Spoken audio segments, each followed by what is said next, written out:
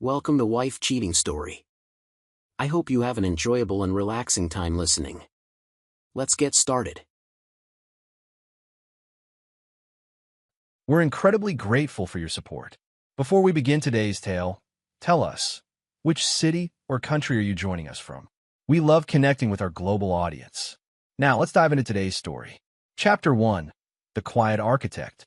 Anthony Russo didn't believe in luck. As a structural engineer who had clawed his way up from the south side of Boston, he trusted only in precision, careful planning, and hard work. His calloused hands and the permanent crease between his brows told the story of a man who had never been handed anything in life. At 42, Tony had built a modest life for himself, his wife Melanie, their 5-year-old son Peter, and his mother Rose, who had moved in with them after a stroke 2 years ago. Their 3-bedroom home in a middle-class neighborhood wasn't extravagant, but it was theirs, or at least the bank's for another 20 years. "You're pushing yourself too hard again," Rose observed one evening as Tony pored over blueprints at the dining table, his third cup of coffee gone cold beside him. "Big project coming up, Ma. Could mean promotion." He rubbed his temples, feeling the familiar tension headache building. "We need the money." Rose's weathered hand covered his. Melanie called. Said she'd be late again. Tony nodded, the muscle in his jaw tightening almost imperceptibly. Melanie's networking events had been happening more frequently lately. As the ambitious marketing director for Highline Properties, a real estate firm owned by her parents, the wealthy Prescotts, she was always chasing the next big client. The Prescotts had never approved of Tony. Walter and Diana Prescott had built their fortune developing luxury properties across New England, and their only daughter was supposed to marry within their social circle. Instead, she had fallen for Tony during a charity build where his firm had volunteered. Their whirlwind romance had culminated in marriage just 6 months later, much to the Prescotts' dismay. "Daddy!" Peter's excited voice broke through Tony's thoughts as small feet thundered down the stairs. "Can we work on our model bridge?" Tony's expression softened, the tension lines around his eyes crinkling into something warmer. The architectural model kits were their special ritual, time carved out from his punishing work schedule to nurture his son's budding interest in building things. "Let me finish these calculations first, buddy. Then we've got a date with that suspension bridge." He ruffled Peter's sandy hair, so like his own. As Tony helped Peter with the intricate model later that evening, his phone buzzed with a text from Melanie, running later than expected. "Don't wait up." The twinge of suspicion that had been growing over the past months surfaced again, but Tony pushed it down. Their marriage had been strained lately, but they'd get through it. They always did. He was nothing if not patient when it came to building something meant to last. What Tony didn't know as he tucked Peter into bed that night was that the foundation he'd so carefully constructed was already compromised, hairline fractures spreading through its core. And unlike the buildings he designed, this collapse would come without warning. Chapter 2. The Gilded Cage. Melanie Russo-née Prescott had always lived in the spotlight. As the only child of Walter and Diana Prescott, she had been groomed since birth to be the perfect heiress, poised, ambitious, and accustomed to luxury. Private schools, summers in the Hamptons, debutante balls. Her life had been a carefully choreographed dance of privilege. "Darling, you're not seriously considering this, construction worker?" Diana had asked incredulously when Melanie first mentioned Tony.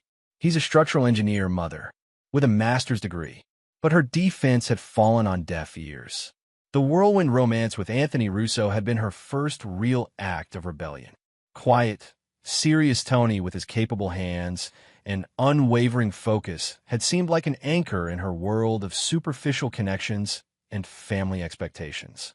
Their wedding had been modest by Prescott's standards, but lavish by Tony's, a compromise that had satisfied neither family. The Prescotts, determined to protect their only daughter's inheritance, had insisted on a prenuptial agreement so thorough it had taken Tony 3 days to read through it with a family lawyer. He had signed without complaint, telling Melanie he wasn't after her family's money. His pride had seemed noble then. It irritated her now.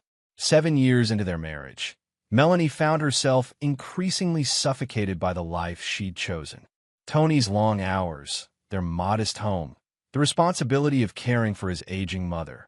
None of it aligned with the glamorous future she had imagined. Even her position at her parents' company felt like a consolation prize rather than the partnership she deserved. "You look distracted," said Bradford Klein, the firm's newest development director, during their third private strategy meeting that week. They sat close together at the bar of the Four Seasons, their marketing materials long forgotten. At 45, Bradford exuded the confidence of a man who had built his fortune through both charm and ruthlessness. His tailored suits and carefully cultivated physique spoke of a man who invested in appearances. He had joined Highline Properties 4 months ago, bringing with him connections to international investors that had impressed even Walter Prescott. "Just thinking about the Westbrook presentation," Melanie lied, sipping her martini. She didn't mention the argument she'd had with Tony that morning about her frequent late nights, or the way her heart raced when Bradford's hand brushed hers. "I've been meaning to ask you something." Bradford leaned closer, his cologne expensive and subtle. "Why are you still just the marketing director? With your talents and connections, you should be running this company alongside your father." The question pierced straight to the heart of Melanie's growing dissatisfaction. "My father believes in earning your place," she said carefully, "and I've been distracted with family obligations." Bradford's laugh was low and knowing. "Family obligations? Like that little house in the suburbs? The husband who works 60 hours a week but still can't afford to buy you the things you deserve." Melanie stiffened, defensive despite herself. "Tony provides for us." "Does he?" Bradford's eyes held hers. "Look at your watch, Melanie. It's a Timex in a world where you should be wearing Cartier. You were born for more than this middle-class purgatory." His words crystallized something that had been forming inside her for years, a sense that she had made a terrible mistake, that she was wasting her potential, her birthright. The life she shared with Tony suddenly seemed like a prison rather than the refuge she had once sought. What Bradford couldn't see as he signaled for another round was the calculation beginning behind Melanie's perfectly made-up eyes. She had always been her father's daughter, pragmatic, ambitious, and willing to take risks when the potential reward was high enough. "I should get home," she said, gathering her things. "To what?" Bradford asked, his hand covering hers. "To whom?" The question hung between them, laden with possibilities Melanie had been trying not to contemplate. What neither of them knew was that fate was about to deal a card that would change everything. A lottery ticket purchased on impulse that would catalyze the collapse of carefully constructed facades. Chapter 3. Fault Lines. Vincent Moretti had known Tony Russo since they were kids throwing rocks at abandoned warehouses in South Boston. Now, as Tony's oldest friend and a detective with Boston PD, Vince was one of the few people who saw through Tony's stoic exterior. "You look like hell," Vince observed bluntly as they met for their monthly beer at O'Malley's, the dive bar halfway between the police station and Tony's office. Tony took a long pull from his beer. "Just tired. Got the Harbor Heights project on top of everything else." Vince's eyes narrowed. "Everything else being?" Tony hesitated. Admitting his marriage was in trouble felt like failure, and Anthony Russo didn't fail. Melanie's been distant, working late a lot. Some new hotshot at her parents' company has her doing all these late meetings. "You trust her?" Vince asked, direct as always. "Should I not?" Tony countered, a dangerous edge in his voice. Vince held up his hands. "Hey, just asking. You know cops, suspicious by nature." The truth was, Tony didn't know what to think anymore. The passionate woman he'd married seemed increasingly like a stranger, irritated by his work hours, dismissive of his achievements, and constantly comparing their life to the luxury she'd grown up with. "Her parents still treating you like the help?" Vince asked, changing the subject slightly. Tony's laugh was humorless. "Walter offered me a job again last month. Said I could move into management at one of their construction subsidiaries. Translation: stop getting your hands dirty, and we might finally accept you. You told him to shove it, I hope." In more polite terms, "I built my career without their help, and I'm not about to start taking handouts now." Tony's pride was both his strength and his weakness, something Melanie had once admired and now seemed to resent. What Tony didn't mention to Vince was the argument that had followed.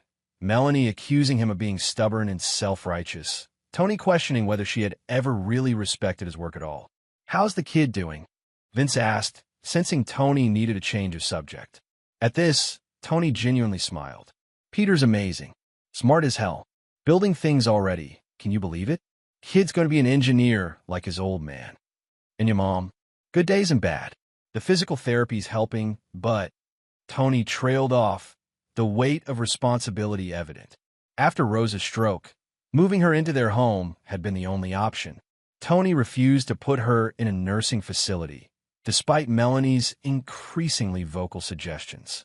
As the night progressed, Tony found himself uncharacteristically opening up about the growing distance between him and Melanie, the financial strain of his mother's medical bills, and his frustration with being constantly measured against the Prescott family's wealth and influence.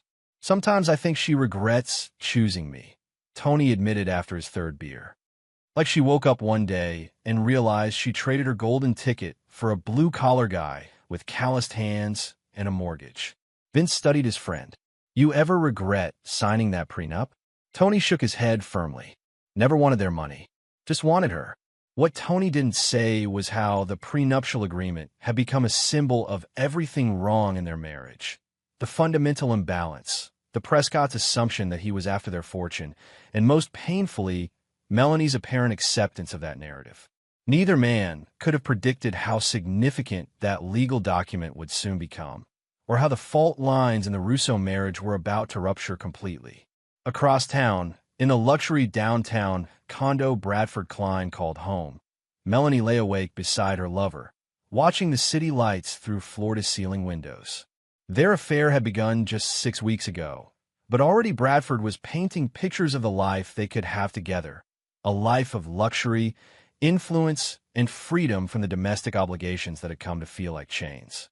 "You deserve better than being stuck in that suburban prison with a husband who doesn't appreciate you," Bradford murmured, tracing patterns on her bare shoulder. Melanie thought about Tony at home with Peter and her mother-in-law, probably still working on blueprints at the dining table. There had been love there once, genuine and strong. But love, she was learning, wasn't always enough to sustain a life that increasingly felt like a compromise she hadn't fully understood when making it. What Melanie didn't yet realize was that she stood at a crossroads, and that her next decision would set in motion events that would reveal just how little she knew about the quiet man she had married and the depths he would go to when betrayed. Chapter 4. The Winning Ticket. The convenience store on the corner of Maple and 3rd wasn't part of Melanie's usual routine. Her world consisted of her office downtown, upscale restaurants where she met clients, and occasionally the organic grocery store near their home. But today, running late for a rendezvous with Bradford and stuck in unexpected traffic, she had impulsively pulled over to grab a bottle of water. The line was long. Payday meant everyone was buying lottery tickets, dream chasing on a Friday afternoon. On a whim born of boredom and the infectious excitement of the crowd, Melanie purchased a ticket when her turn came. "First time playing?" asked the cashier, noticing her hesitation over which game to choose. "Is it that obvious?" She smiled, selecting the Mega Millions option. "My husband says these are just a tax on people who can't do math." "Your husband sounds like a practical man," the cashier remarked, printing her ticket. "Too practical sometimes," Melanie murmured, tucking the ticket into her purse before hurrying back to her car. That night, as she sat with Bradford in his condo, the lottery drawing played on the television in the background. Bradford was outlining his latest proposal to expand Highline Properties internationally, a plan he wanted her to present to her father. "Walter respects you, even if he doesn't show it," Bradford insisted. "If you backed this proposal—" "Wait," Melanie interrupted, her attention caught by the television where numbers were being announced. On a hunch, she dug through her purse for the forgotten ticket. The next 60 seconds transformed Melanie Russo's life. 6 numbers matched. 6. Bradford was the first to realize what had happened, grabbing his phone to check the jackpot amount. $10 million. He breathed, staring at Melanie with new intensity. "You just won $10 million. The implications crashed through Melanie's mind in rapid succession. Freedom, power, options she hadn't dared consider before. With this kind of money, she wouldn't need her parents' approval. wouldn't need to endure Tony's stubborn pride or their modest life. Bradford's mind was racing even faster. "This changes everything," he said, voice dropping to an intimate whisper. "You know that, right? This is your chance to start over. No more compromises." As Melanie stared at the winning ticket, 7 years of marriage began to realign in her mind. The money now represented a wall between her past and future. In that moment, without fully articulating it even to herself, she made a decision about who belonged on which side of that wall. "I need to go," she said suddenly. Bradford caught her arm. "To do what? Tell your husband so he can claim half?" "Think, Melanie. Massachusetts is a marital property state. What if you left him first?" The calculation was clear in Bradford's eyes, and Melanie found herself nodding slowly. The practical part of her brain, the part most like her father, was already formulating a plan. "I need to get some things from the house," she said. "Important documents. And then we need to talk to a lawyer before I claim the ticket." What Melanie didn't say was that she also needed to see Tony one last time, needed to look at the life she was about to discard and know absolutely that she was making the right choice. As she drove home, rehearsing what she would say, the excitement of the win mingled with a strange sense of destiny. This wasn't just luck, it was validation. The universe confirming she was meant for more than the life she'd settled for. She pulled into her driveway, noticing Tony's car was gone, probably working late again. Perfect. She could gather what she needed and be gone before he returned. But as she entered the house, she found her mother-in-law watching television with Peter. "You're home early," Rose observed, eyes sharp despite her frail body. "Just picking up some work files," Melanie lied smoothly. "Is Tony working late?" "Emergency at the Harbor Heights site. Structural issue they needed him to check." Rose's tone held a hint of pride that grated on Melanie. "He called and asked me to tell you he'd be home late." Melanie nodded absently, already moving toward their home office. She needed her birth certificate, their marriage license, financial documents, anything a lawyer would need. As she collected them, her wedding ring caught the light, suddenly feeling like a shackle rather than a symbol. Her phone buzzed with a text from Bradford. "Lawyer friend says we need to move fast before news gets out. Coming over?" The message crystallized her resolve. With one last look around the house, at Peter's drawings on the refrigerator, at the family photos lining the hallway, at the life she was choosing to leave behind, Melanie made her final decision. "I have to go back to the office," she told Rose, kissing Peter's forehead. "Don't wait up." What Melanie couldn't know, as she pulled out of the driveway, was that Tony had also received a call that evening. Not from the Harbor Heights project, but from Vincent Moretti, who had some interesting information about Bradford Klein that couldn't wait until morning. Chapter 5. The Betrayal. Tony Russo's day had gone from bad to worse. The structural issue at Harbor Heights had been a legitimate emergency that took hours to resolve.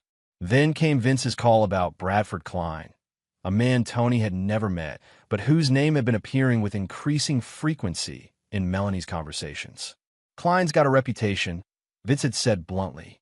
"Been looking into him since you mentioned him. 3 divorces, all messy. History of dating married women, specifically ones with money or connections. And get this, he was investigated for fraud at his last firm. Charges dropped, but where there's smoke." The information had settled like concrete in Tony's stomach. He wasn't naive. The late nights, the distraction, the new clothes and perfume. He'd recognized the signs, but had been unwilling to confront what they might mean. Now, driving home well after midnight, he felt a cold clarity descending. Tony pulled into his driveway at 1:17 a.m., surprised to see lights still on and an unfamiliar luxury SUV parked outside. As he approached the front door, he could hear voices, Melanie's and a man's, along with his mother's more frail tone. He entered quietly, moving down the hallway toward the living room. What he saw there stopped him cold in the doorway. Bradford Klein, it had to be him, matching the description Vince had given, sat in Tony's favorite armchair like he owned the place. His muscular frame was casually draped in a designer suit that probably cost more than Tony made in a month. On his lap sat Peter, seemingly enchanted by whatever story the stranger was telling him. Beside them on the couch was Melanie, her body language more animated and alive than Tony had seen in months. And most surprisingly, Rose sat there too, her usual protective hostility toward outsiders notably absent. The domestic tableau, his family gathered around the stranger, hit Tony like a physical blow. For a moment, no one noticed him standing there, giving Tony precious seconds to compose his face into an unreadable mask. "What the hell is happening?" he finally asked, his voice cutting through their laughter. For heads turned toward him. Peter's face lit up momentarily before registering the tension that suddenly electrified the room. Rose looked caught, guilty. Bradford looked amused, if anything. But it was Melanie's expression that told Tony everything he needed to know, cold, dismissive, almost relieved that the moment had finally arrived. "Tony," she said, standing up with a new confidence that seemed to radiate from her. "We need to talk." "In private," Tony suggested, eyes never leaving Bradford, who had set Peter aside and risen to his full height, several inches taller than Tony. "No need," Melanie replied, her voice steady. "Bradford is family now. At least he will be." Tony felt the ground shifting beneath him. "Will be." Melanie's smile was triumphant. "I won the lottery today, Tony. $10 million. The statement hung in the air, incongruous and surreal. Of all the scenarios Tony had imagined driving home, this hadn't been among them. "Congratulations," he said finally, his voice controlled. "But that doesn't explain why this man is in our home at 1 a.m. with our son on his lap." "This is Bradford Klein," Melanie said, moving to stand beside her lover. "And this isn't going to be your home much longer." The bluntness of the statement hit harder than any physical blow. Tony looked from Melanie to Bradford to his mother and son, trying to process what was happening. Rose wouldn't meet his eyes, and Peter looked confused and frightened. Melanie took a deep breath, as if preparing for a speech she'd rehearsed. "You're worthless to us now. You have 30 minutes to grab your pathetic belongings before we change the locks. Bradford will give them everything you never could." The cruelty of the words, delivered in front of their child, sparked something dangerous in Tony's eyes, a flash of fury quickly controlled. Bradford must have seen it because he stepped forward slightly, as if eager for a confrontation. "Don't make this uglier than it needs to be," Bradford advised, his tone patronizing. "Melanie's made her choice. The boy will have a better life with us, and even your mother sees that." He gestured toward Rose, who finally looked up, her expression conflicted. "Is that true, Ma?" Tony asked quietly. Rose shook her head slightly, but remained silent, torn between loyalty to her son and the practical reality of needing care she feared he could no longer provide. Tony was boiling with rage, but walked away silently, heading for the stairs. He needed to think, to plan. Reacting now, in front of Peter, would only make things worse. In their bedroom, he quickly gathered essential documents from his safe, including a copy of their prenuptial agreement. The irony wasn't lost on him. The document he'd signed without complaint, that had been meant to protect Melanie from fortune hunters like him, might now be his salvation. As he collected clothes and personal items, his mind worked with the precision and focus that made him exceptional at his job. Melanie had just made a critical error, one that revealed how little she truly knew him. She thought his silence meant weakness, that he was accepting defeat. She had completely forgotten about the Ironclad prenup her wealthy parents had forced him to sign. What Tony didn't let show on his face as he carried his bags downstairs was that the prenup included a crystal-clear infidelity clause, one that Walter Prescott had insisted on to protect his daughter, but that worked both ways. If either party could prove infidelity, the faithful spouse was entitled to a substantial settlement regardless of other assets. And thanks to his friend Vince, Tony had been collecting evidence of Melanie's affair for weeks. Evidence he had been reluctant to confront, but had preserved nonetheless. 30 minutes is generous, Tony said calmly, looking directly at Melanie. "I only need 15. The absence of a fight confused her. "That's it? You're just leaving?" Tony looked at his son, who was watching with wide, frightened eyes. "Peter, come give Dad a hug. I'll see you soon, I promise." Bradford stepped between them. "The boy stays here." Tony's eyes focused on Bradford with such intensity that the larger man actually took a step back. "I'm saying goodbye to my son," Tony said, his voice deadly quiet. "Don't ever stand between us again." Something in his tone made Bradford reconsider. Peter ran to Tony, who knelt and hugged him tightly. "Remember what we talked about when building bridges?" Tony whispered. "Sometimes things have to come apart before they can be fixed properly. I'll be back, buddy. Be brave for me." Peter nodded, tears in his eyes, but trying to be strong. Tony rose, looked once more at Melanie, and walked out without another word. As the door closed behind him, he pulled out his phone and made 2 calls, first to his lawyer, then to Vince. What Melanie mistook for defeat as she watched him drive away was merely Tony doing what he did best: assessing structural damage, calculating load-bearing capacity, and determining precisely how much pressure could be applied before the entire structure came crashing down. Chapter 6: The Aftermath. The following 24 hours unfolded like a tactical operation, with Tony moving with unprecedented focus and clarity. He checked into a hotel downtown, met with his lawyer Stuart Greenberg at 7 a.m., and laid out everything: the prenup, the evidence of infidelity, and Melanie's lottery win. Stuart, a shrewd divorce attorney who had been a client on one of Tony's commercial projects, listened carefully before speaking. "The timing works in your favor. If she won the lottery before formally separating from you, that's marital property in this state. Combined with the infidelity clause in the prenup, we're looking at a very strong position." Tony nodded, unsurprised. He had studied that prenup like a blueprint, understanding its every clause and condition. "I want full custody of Peter." "That's going to be the battle," Stuart warned. "But her moving another man into the house immediately and the way they ambushed you, that won't play well with family court. I'll file for an emergency hearing today." While Stuart prepared legal documents, Tony met with Vince to formalize the evidence they gathered. Photographs of Melanie entering Bradford's condo building, credit card statements showing hotel charges, text messages Vince had legally obtained through contacts at the phone company. The case was solid. "She's going to fight dirty," Vince warned as they reviewed everything. "People like that always do." Tony's expression didn't change. "Let her." By noon, Tony had arranged a leave of absence from work, secured a temporary apartment, and begun the process of freezing their joint accounts, all before Melanie had even filed her lottery claim.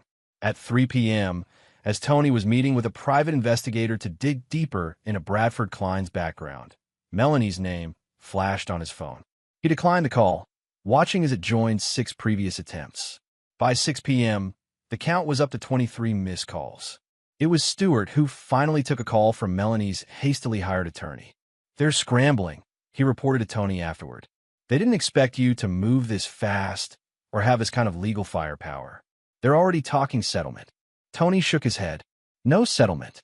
I want everything the law entitles me to, especially custody of my son." By nightfall, the missed calls from Melanie had reached 52, followed by increasingly desperate text messages. "We need to talk. You're making a mistake. Please call me back. You don't understand what's happening." Tony read each one dispassionately, forwarding them to Stuart for the record, but offering no response. The cold calculation of his silence was deliberate. Let her panic. Let her make mistakes. At midnight, as Tony reviewed architectural plans for a new project to keep his mind focused, Melanie's count of desperate missed calls reached 103. Only then did he take a call, not from Melanie, but from Rose. "She's falling apart," his mother reported, her voice low as if afraid of being overheard. "Bradford keeps telling her they need to claim the ticket before it's too late, but her lawyers are saying if she does, you'll be entitled to half." "How's Peter?" Tony asked, ignoring the rest. "Missing you. Confused. He doesn't understand why that man is staying here." Tony's jaw tightened. "Has he been good to Peter at least?" Rose hesitated. "He tries when Melanie's watching. Otherwise, he's impatient with him." "Tony, I don't trust this man." "Neither do I, Ma. Just keep an eye on Peter. This will be over soon." "What are you planning?" Rose asked, knowing her son well enough to recognize the dangerous calm in his voice. "Justice," Tony replied, simply before ending the call. Meanwhile, Melanie paced Bradford's downtown condo, her earlier triumph curdling into anxiety. The day had been a disaster. First, her family lawyer had informed her that yes, the lottery winnings would likely be considered marital property. Then came the news that Tony had already filed for divorce, citing infidelity with comprehensive evidence. Finally, the emergency custody hearing scheduled for the following week. "Your husband's more resourceful than you gave him credit for," remarked Bradford's attorney, a sleek woman who specialized in high-asset divorces. "And the prenup your parents insisted on has essentially backfired spectacularly." Melanie collapsed onto the sofa, head in her hands. How could this have gone so wrong so quickly? What she didn't say out loud was that she had never seen this side of Tony before. This coldly efficient strategist moving pieces on a board she hadn't even known they were playing on. The quiet, hard-working man she had increasingly dismissed as provincial and unambitious had transformed overnight into a formidable opponent. Bradford paced the room, increasingly agitated. "We need to claim that ticket. The longer we wait, the more time he has to strengthen his position. If I claim it now, he gets half." Melanie snapped. $5 million for a man who didn't even buy the ticket. $5 million is better than nothing, Bradford countered. "And once the divorce is final, we can—" He stopped abruptly, catching himself. But Melanie had heard enough to recognize the calculation in his tone. "We can what, Bradford? Go somewhere he can't find us. Take the money and run." Bradford's silence was damning.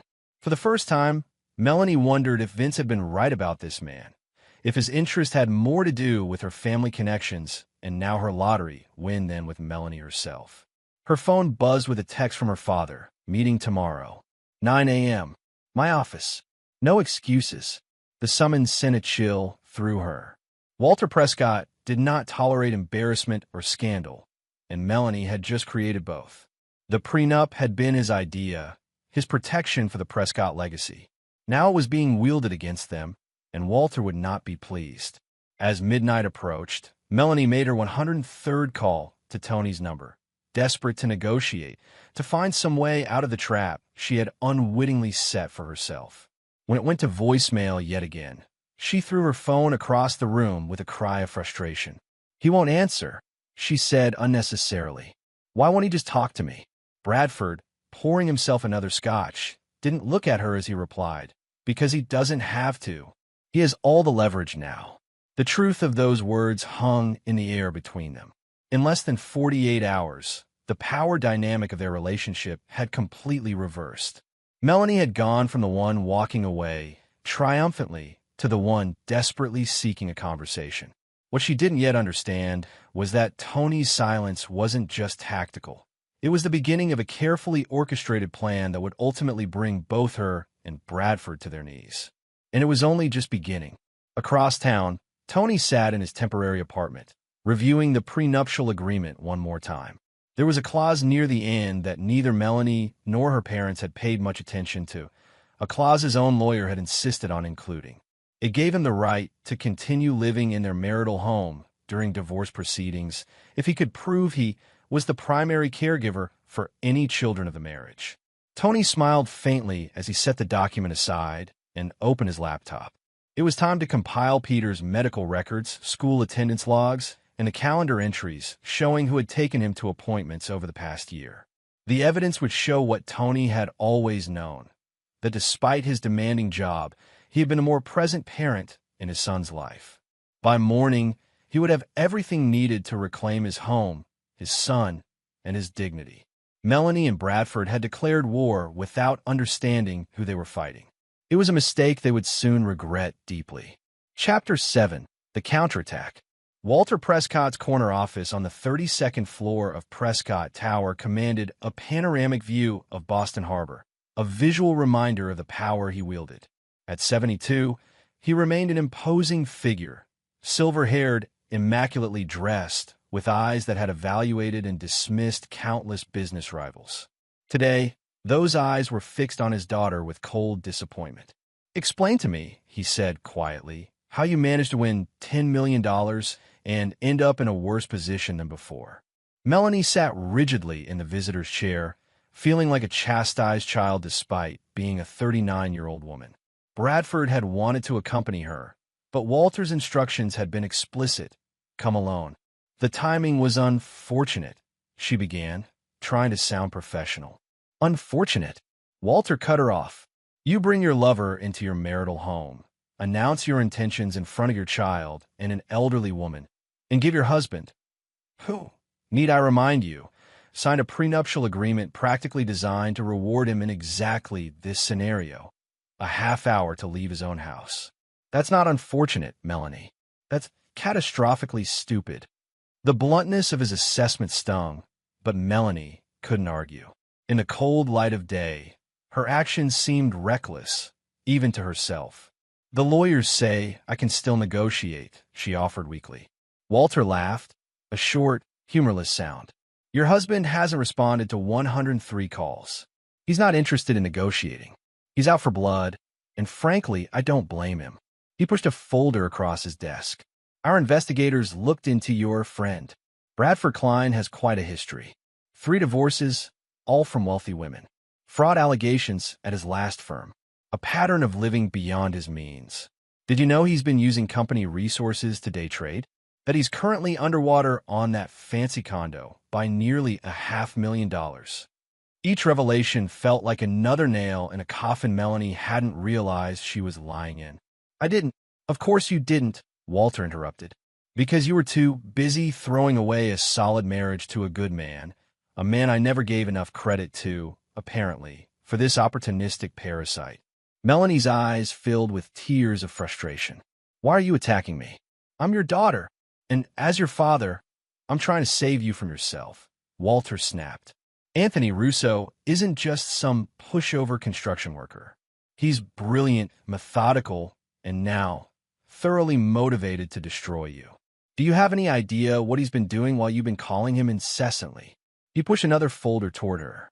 Inside were copies of legal filings, affidavits, and most damning, photographs documenting her affair with Bradford going back months, far longer than she had admitted even to herself. He's been building a case, Walter continued, like he builds his structures, with precision, patience, and an architect's eye for detail. And now he's filed for full custody, with a hearing scheduled for Monday. The room seemed to tilt. Full custody? He can't. He can, and he will, Walter interrupted. Unless you start making smarter decisions, starting with getting rid of Bradford Klein. Melanie stared at her father, stunned by his apparent shift of allegiance. You're taking his side? Walter's expression hardened. There are no sides in a disaster, only survivors. Anthony's going to win, Melanie. The only question is how much you'll lose in the process. As Melanie left her father's office, shaken and disoriented, she failed to notice the familiar figure sitting in the lobby, Tony, in a perfectly tailored suit, being warmly greeted by her father's executive assistant. She didn't see them disappear into a conference room where Walter Prescott was waiting, legal documents spread across the table. What she couldn't know was that Tony had requested this meeting weeks ago, before the lottery, before the betrayal, to discuss his concerns about Bradford Klein's influence on Melanie and his suspicious activities within the company. The lottery and Melanie's actions had only accelerated a conversation already scheduled. I underestimated you, Walter acknowledged as Tony took a seat across from him. A mistake I won't make again. Tony nodded once, accepting the tacit apology. I'm not here about Melanie or the divorce. I'm here about Bradford Klein and what he's been doing with your company's investments. For the next hour, Tony laid out evidence compiled by Vince and the private investigator. Documents showing how Bradford had been manipulating property valuations, diverting funds through shell companies, and positioning himself to make a move against Walter himself. He's not just sleeping with your daughter, Tony concluded. He's trying to take your company. Walter studied the evidence, his expression growing stonier by the minute. Why show me this? After what Melanie did. This isn't about Melanie, Tony interrupted. This is about Peter. Your grandson's future is tied to your company's legacy. I won't let a con man like Klein destroy that, no matter how I feel about you or your daughter. The two men regarded each other with new respect, adversaries finding common ground in protecting what mattered most to both of them. What do you propose? Walter finally asked. Tony slid a document across the table, A proposal so meticulous and strategic that it could only have come from an engineer's mind. We're going to give Bradford Klein exactly what he wants, and then we're going to take everything from him. Meanwhile, across town, Bradford was growing increasingly frustrated with Melanie, who had returned from her father's office subdued and distracted. "What did the old man say?" he demanded, pacing the condo. "Did you tell him we need to claim that ticket?" Melanie watched him with new eyes, noticing the desperation beneath his confidence, the calculation behind his charm. "You want me to end things with you?" Bradford froze. "And what did you say?" "I said I needed time to think." His reaction was immediate and telling, anger flashing across his face before he controlled it, replacing it with concern. "Think about what? Us? The future we planned?" "The future you planned," Melanie corrected quietly. "I never wanted to hurt Tony this way. To keep Peter from his father." Bradford's expression hardened. "Don't tell me you're having second thoughts. It's too late for that. We're in this together now." The possessiveness in his tone, the implicit threat, sent a chill through Melanie. For the first time, she wondered if she had exchanged one cage for another. If Bradford's promises of freedom had been just another trap. What neither of them knew was that Tony's plan was already in motion. A carefully constructed sequence of events designed to exploit Bradford's greed, Melanie's guilt, and the legal machinery they had set in motion with their betrayal. The first domino would fall at exactly 9 a.m. the next day, when the temporary custody hearing would begin. A hearing where Tony would present not just evidence of Melanie's affair, but of Bradford's criminal history, his financial improprieties, and the danger his presence posed to Peter's well-being. It was the opening move in a game neither Melanie nor Bradford realized they were playing. A game where Tony had calculated every variable, anticipated every reaction, and engineered a solution that would not just win him his son, but deliver a justice more complete than either of them could imagine. Chapter 8. The Reckoning. The courtroom was smaller than Melanie had expected, making the proceedings feel intimate and suffocating. She sat beside her lawyer, acutely aware of Tony on the other side, calm, composed, and unervingly prepared. Bradford had been barred from attending after Tony's legal team successfully argued his presence would be disruptive. Judge Gloria Martinez, a no-nonsense veteran of family court, reviewed the documents before her with methodical care, occasionally glancing over her reading glasses at the estranged couple. "Before we begin," she said finally, "I want to be clear. My only concern is the well-being of the minor child. Your personal drama is irrelevant except as it affects him. Are we understood?" Both parties nodded. "Mr. Russo, as the petitioner for emergency custody, you may proceed." Tony's lawyer, Stuart Greenberg, approached the bench with a confidence that immediately set Melanie on edge. "Your Honor, we're prepared to demonstrate that Mrs. Russo not only engaged in infidelity, but created an unstable and potentially dangerous environment for their son by moving her paramour into the family home without warning." What followed was a devastating presentation. Medical records showing Tony had taken Peter to 87% of his doctor's appointments over the past year.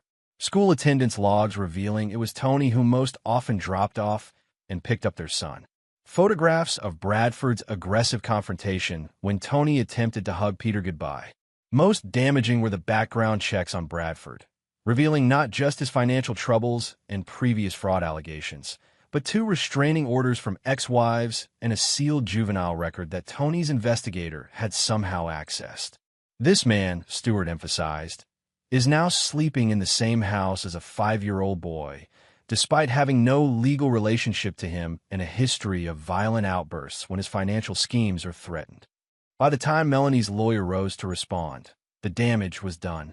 Her defense, that Melanie had always been a loving mother, that the affair was a mistake born of unhappiness, seemed hollow against the mountain of evidence Tony had compiled. "Your Honor," Melanie's lawyer concluded weakly, "we request joint custody with Mrs. Russo as the primary caregiver." Judge Martinez studied Melanie over her glasses. "Mrs. Russo, did you introduce your son to Mr. Klein before informing your husband of the relationship?" Yes, but did you move Mr. Klein into the family home the same night you asked your husband to leave?" "There were circumstances." "Did you tell your husband and I quote, "You're worthless to us now in front of your child?" Melanie's eyes filled with tears. I was upset. I didn't mean. Judge Martinez held up a hand, stopping her. "I've heard enough." She turned to Tony. "Mr. Russo, are you still residing in a temporary apartment?" "No, Your Honor. I've secured a 2-bedroom apartment near Peter's school. His room is already set up." The judge nodded. "Here's my ruling. Temporary sole physical custody is awarded to Mr. Russo, with supervised visitation for Mrs. Russo twice weekly. Mr. Klein is not to be present during these visitations. Additionally, Mrs. Russo is ordered to have Mr. Klein vacate the family home within 48 hours, after which Mr. Russo may return there with the child if he chooses." The gavel fell with finality, and Melanie felt her world collapse further. As they rose to leave, she finally caught Tony's eye, expecting to see triumph, but finding only a cold determination that frightened her more than anger would have. Outside the courtroom, as reporters gathered, news of the lottery win having leaked, Melanie approached Tony directly for the first time since that night. "Tony, please," she began, her voice breaking. "This has gone too far. We need to talk." His response was quiet enough that only she could hear. "You had your chance to talk. 103 chances, in fact. Now you'll listen." Before she could respond, he turned and walked away, leaving her to face the reporter's questions alone.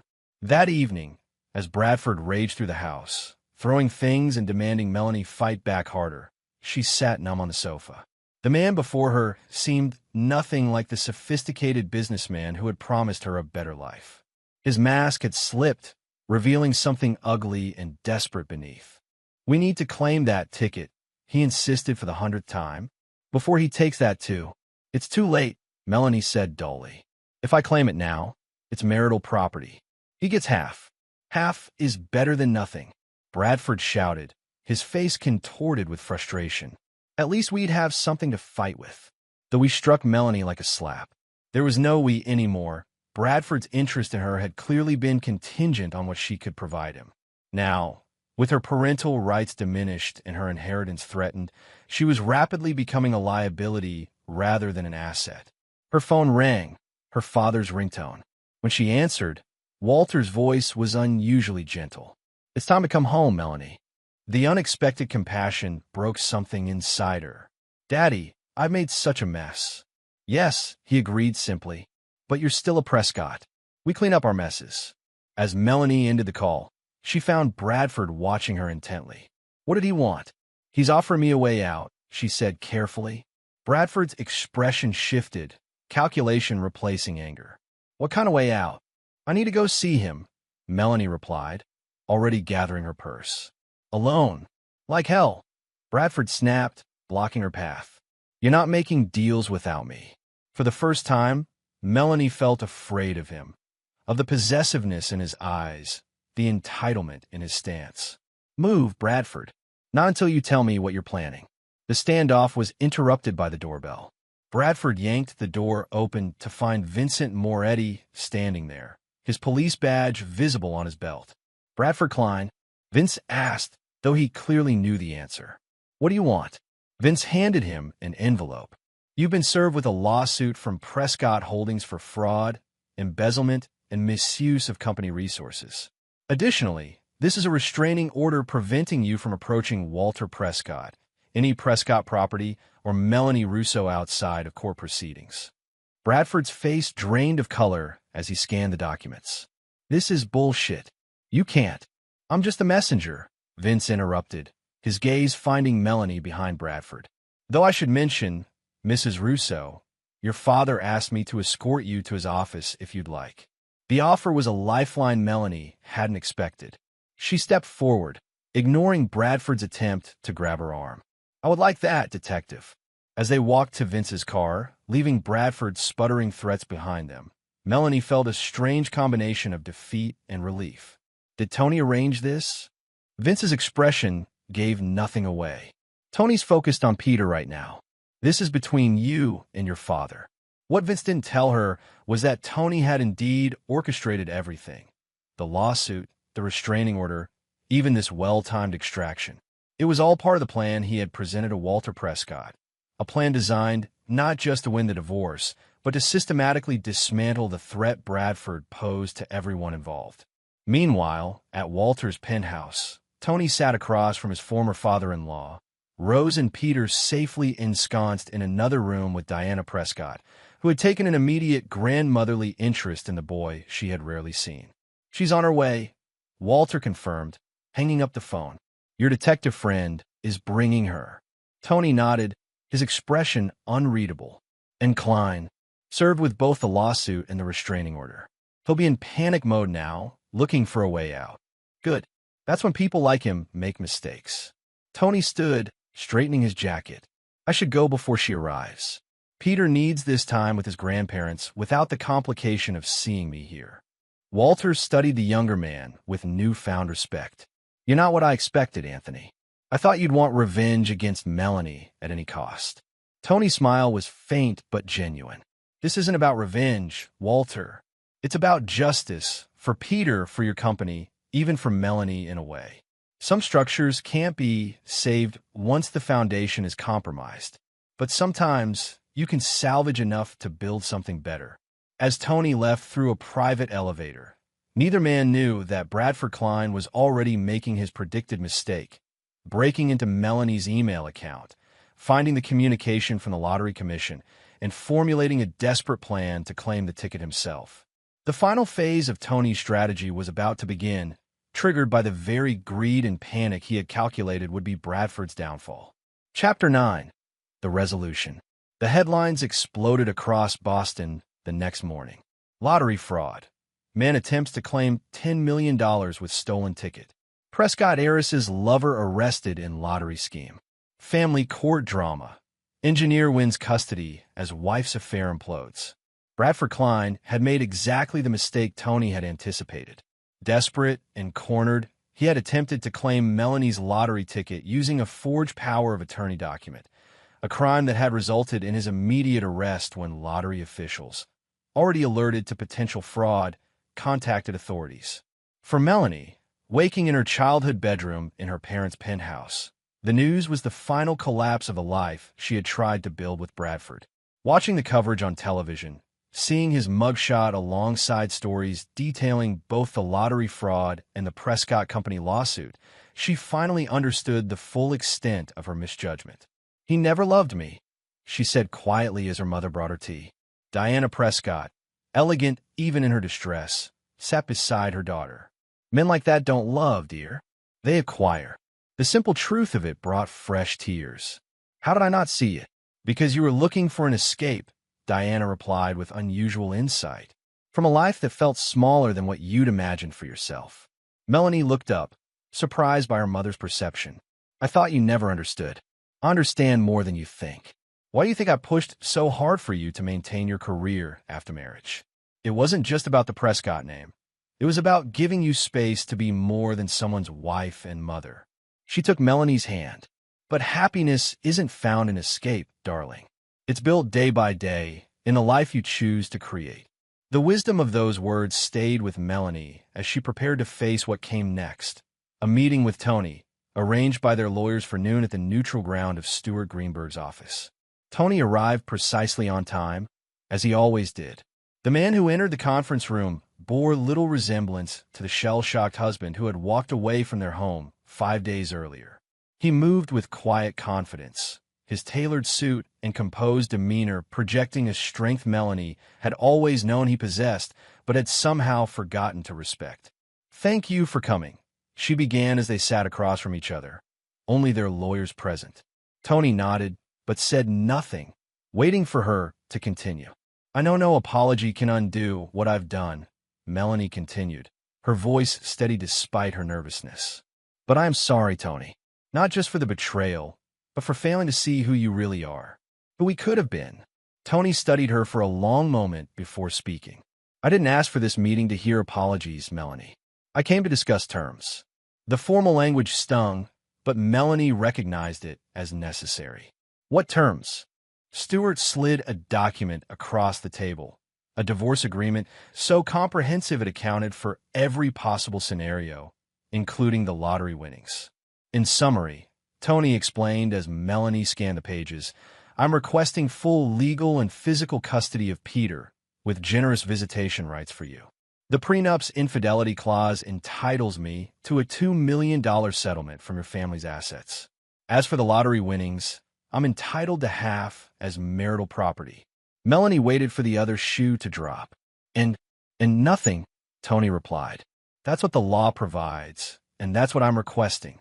Her lawyer leaned forward, surprised. You're not asking for punitive damages? For full claim to the lottery, given the circumstances. Tony shook his head. This isn't about punishment. It's about fairness. Melanie made mistakes, serious ones, but vindictiveness won't help Peter adjust to his new reality.